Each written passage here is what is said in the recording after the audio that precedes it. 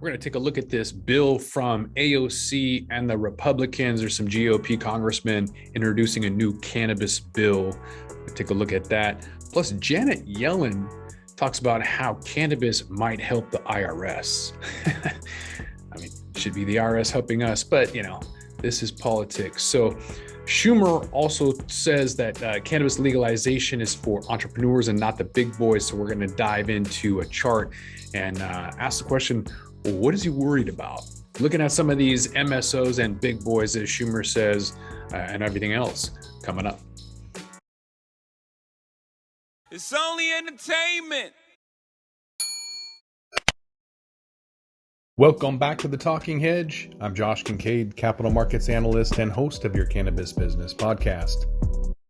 All right, so starting with the new bill that came out from New York Democrat Alexandria Ocasio-Cortez and Ohio Republican Dave Joyce, basically just trying to expunge criminal records. So trying to get nonviolent cannabis offenses out, which I think is precursor to federal legalization. So start with this and then hopefully with that.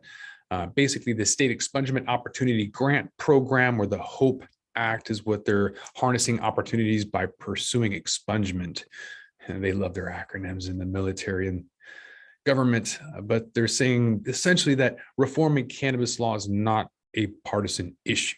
Probably the least partisan issue in all of DC right now is the revenue behind cannabis. So quantitative easing, or the printing of money that you've been hearing, all these multi-trillion-dollar infrastructure packages, basically is just printing of money.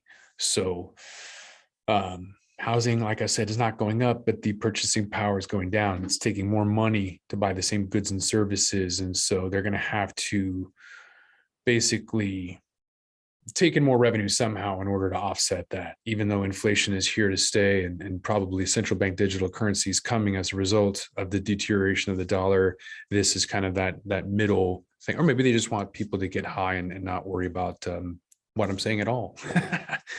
According to the bipartisan bill, it's going to add about $2 million a year in grants between 2023 and 2032. It's going to require attorney generals to study the cannabis offense and how it affects people, report on its costs and the effects of incarceration. And then specifically, they say the grants can be used by states to purchase technology used to facilitate the expungement at scale or automate the process. I mean, I know these things are not complicated. It should literally just be delete and pay these guys to delete that. It can't be that hard, unless there's just so many of them, right? I mean, this seems like kind of a waste of money. Rather than giving grants, why don't you just pay those poor people that were in prison for a plant instead of paying your buddy who owns some tech company? Just seems like an absolute waste, but I'm not surprised.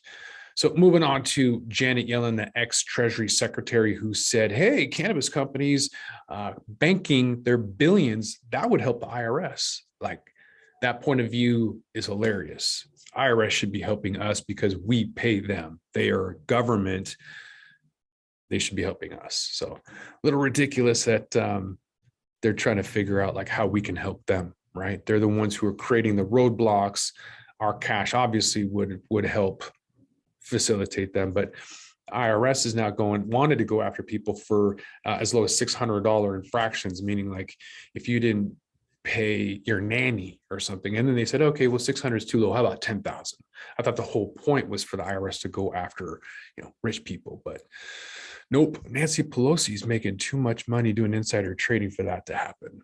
So, and I'm not talking about either side. I just think bureaucrats in general are looking after themselves. And the headline of this is just spot on to how I've felt for decades, that this is more about just kind of that incestual, feeding of friends and family with payments. I mean, this is the department of the government, right? So cannabis companies paying them and making sure that they are staying relevant in the age of potentially central bank digital coins, where cash is going to become irrelevant and the IRS is unnecessary. Doesn't even seem like a topic. I mean, central bank digital coins are coming.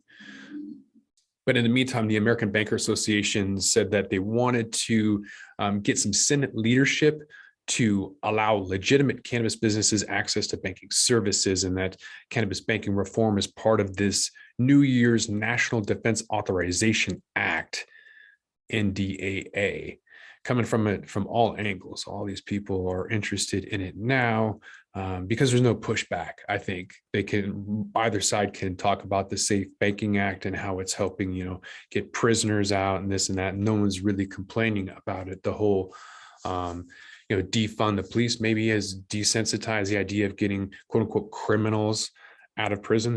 People don't think about cannabis users as criminals anymore. So it's not really an issue to support that any longer. And I think the majority of people that support it kind of show that it's a partisan issue. No one is fighting cannabis. They all want the tax revenue.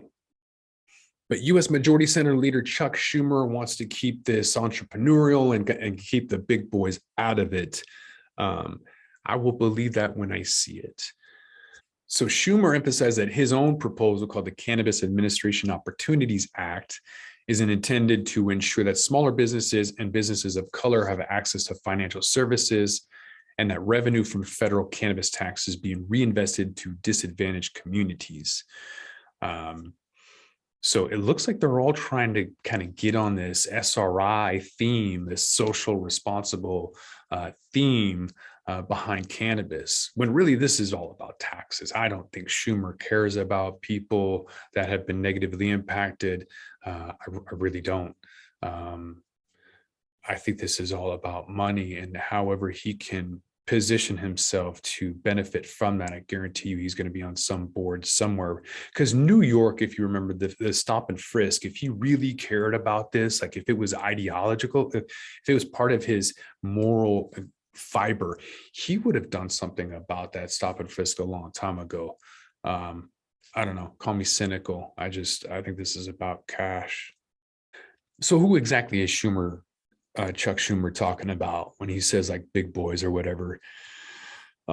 Recently saying that he wanted to kind of design this legislative infrastructure to be about entrepreneurs, right? I mean, I don't believe that for a minute. This hasn't been about small businesses. So I don't know. Again, that's just my thoughts. But looking here at the market cap for a lot of these multi-state operators versus other, big boy sectors that we was referring to, like big alcohol, big tobacco, big food. So looking at the graph, we can see market caps for each of those companies in billions in the light green portion. So that's their cash balance. And then the orange one is the 7.1 billion market cap of Curaleaf, which is the largest US cannabis company.